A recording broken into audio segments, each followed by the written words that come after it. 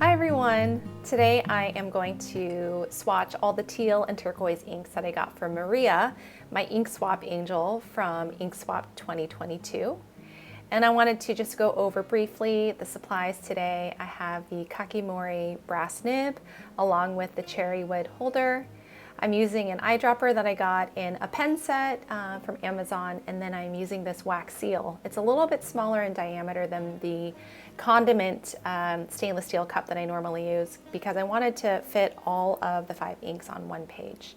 And then I've got my trusty linen napkin that came as a set from Trader Joe's and some cotton buds as I wanted to make some little dot swatches as well. So before we get into all the swatches, I wanted to know if you knew what the difference was between a teal and a turquoise. For me, I had a faint idea, but I wasn't even sure. And so I thought, if this is something that I'm wondering, then this is something that may be helpful for you as well.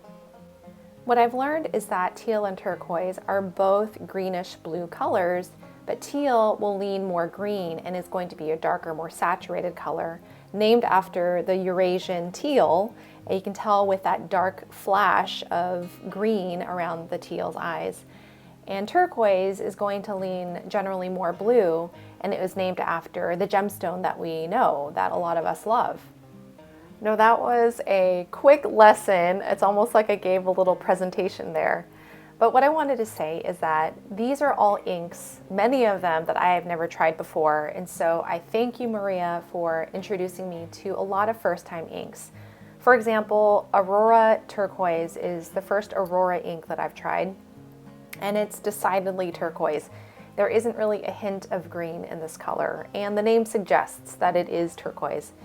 It's beautiful in that there is some shading, there is definitely a little bit of sheening as well, and it's a beautiful, straightforward turquoise color. Next up is another first-time ink for me, and this is the Birmingham, Ohio River.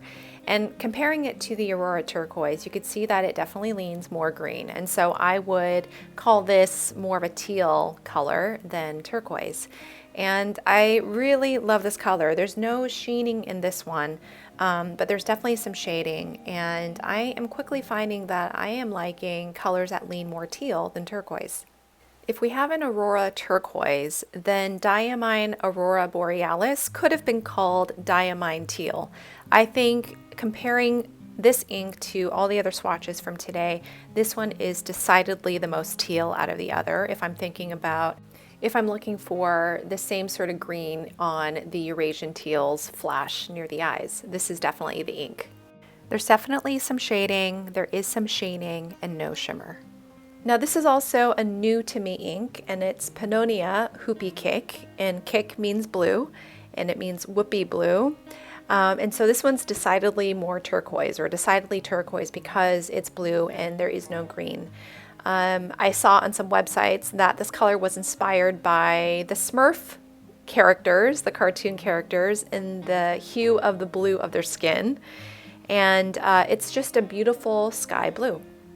And now we have Robert Oster's Fire and Ice, and this color is beautiful in that it's richly saturated, it doesn't lean too green, and it doesn't lean too blue. So this to me would be the perfect blend of a teal and turquoise ink.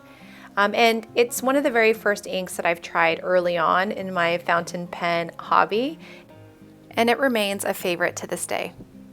I'm going back now with a cotton bud to add just a little series of cotton bud dot swatches, and I really like adding or incorporating this part to my cup swatching as well.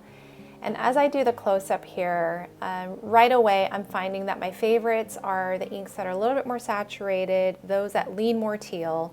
So Diamine Aurora Borealis is an absolute favorite, Robert Oster Fire and Ice, and Birmingham, Ohio River. These teals and turquoise inks shade beautifully, and I'm just so glad to have tried these out.